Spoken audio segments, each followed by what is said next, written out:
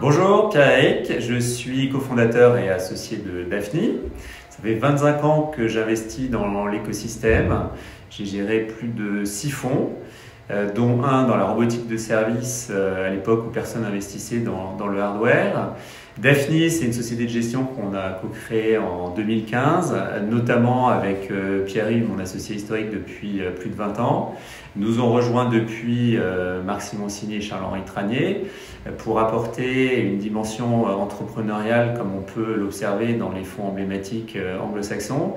Et Daphni, c'est un modèle novateur qui repose sur 2 piliers, une plateforme digitale et une communauté, avec l'idée de proposer des services à nos entrepreneurs pour les aider à se développer et beaucoup plus de transparence pour nos LP. Et sinon, je suis originaire des Alpes, j'adore le ski et tout ce qui va avec la montagne et l'humilité qu'elle impose.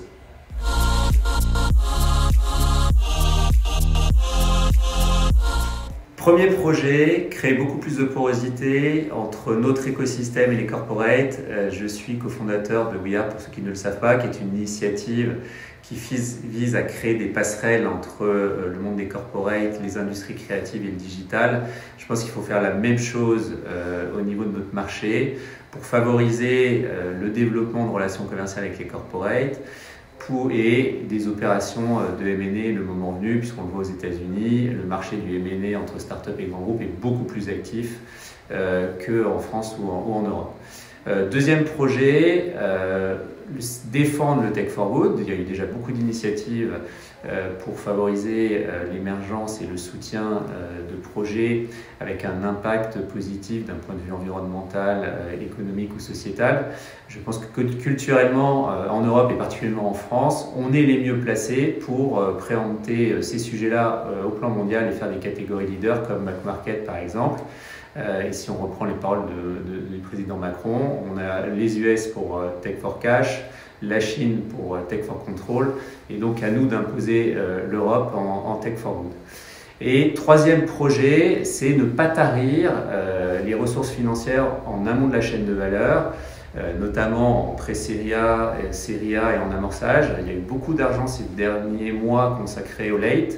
Il ne faut pas que le stock de projets qui arriveront à se développer et devenir des leaders mondiaux diminue. Et donc à nous de faire le nécessaire pour avoir une base suffisamment large.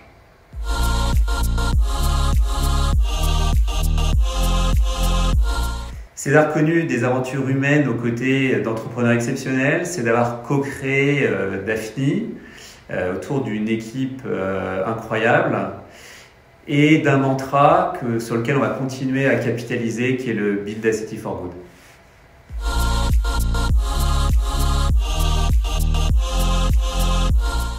S'il n'y en avait qu'un, ce serait trop facile.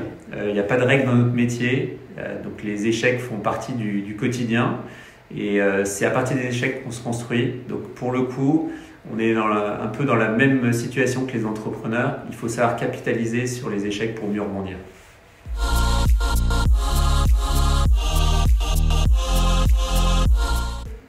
Si vous pensez qu'il faut quelqu'un qui joue le rôle de poil à gratter, si vous pensez qu'il faut quelqu'un qui ne soit pas toujours politiquement correct, si vous pensez qu'il faut quelqu'un qui sache sortir du cadre comme on a su le faire avec Daphni, eh ben votez pour moi.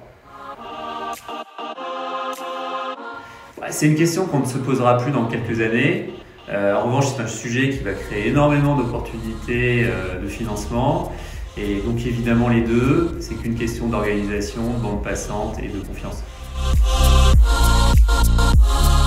Évidemment RGPD, c'est dans l'ADN européen, c'est dans notre culture et c'est un moyen de se différencier de manière intelligente. Évidemment, lever des fonds pour une raison simple, il faut les moyens de ses ambitions. On en a beaucoup chez Daphni pour nos entrepreneurs. Et si on veut devenir des catégories leaders et préempter des marchés au plan mondial, à un moment donné, il faut des ressources. Et si on veut aller vite, il faut encore plus de ressources. UE, Et c'est encore plus vrai post-Covid parce qu'on va beaucoup parler d'éducation, de bien-être, de santé, de cybersécurité. On a tous les atouts pour réussir en Europe. Ouais, cuisine maison évidemment pour la convivialité et même cuisine bureau puisqu'il nous arrive de cuisiner au bureau.